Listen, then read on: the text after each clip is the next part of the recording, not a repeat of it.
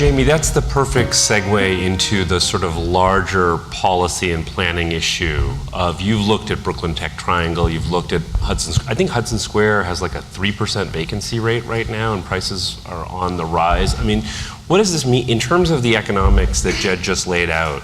Does that mean that we have a fundamental, a kind of natural ceiling in terms of where companies can go as the whole industry grows and expands, as we've been hearing about all day?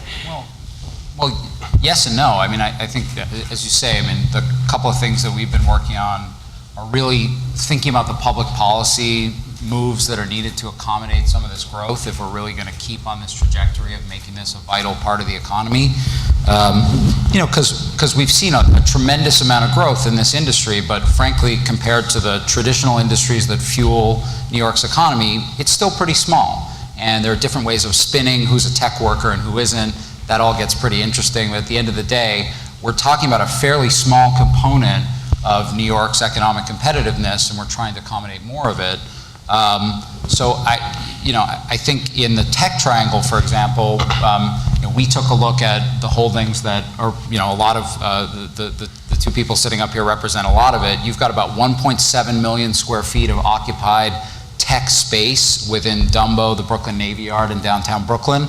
There are projections that could get up to maybe 3-4 million square feet of occupied space, but there needs to be the space. And what we found was that there actually is about 23 million square feet of commercial space in all of those areas. It just becomes a question of how we get from here to there. And when the economics don't work for new construction, the economics also are very challenging for conversion of commercial space that's pretty low grade.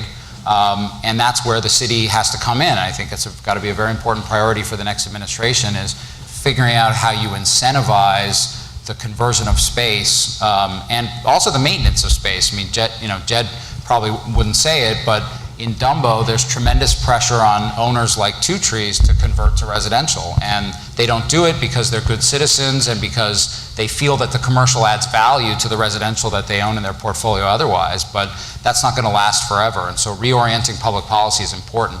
The other, I just make one other point on the original question, I mean, the sort of rich analysis that's up there.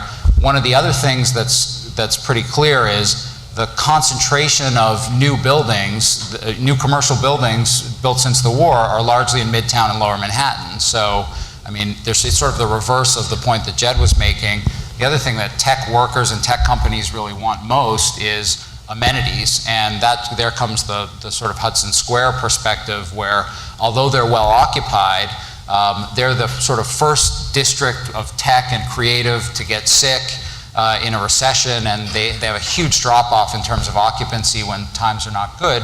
And that's because when we went through, we identified other districts like the Flatiron districts, Park Avenue South, have a much greater concentration of residential. And so it's really mixed use and amenities that help to build up these places, and it's the best investments we can make in getting more space filled with tech workers and businesses.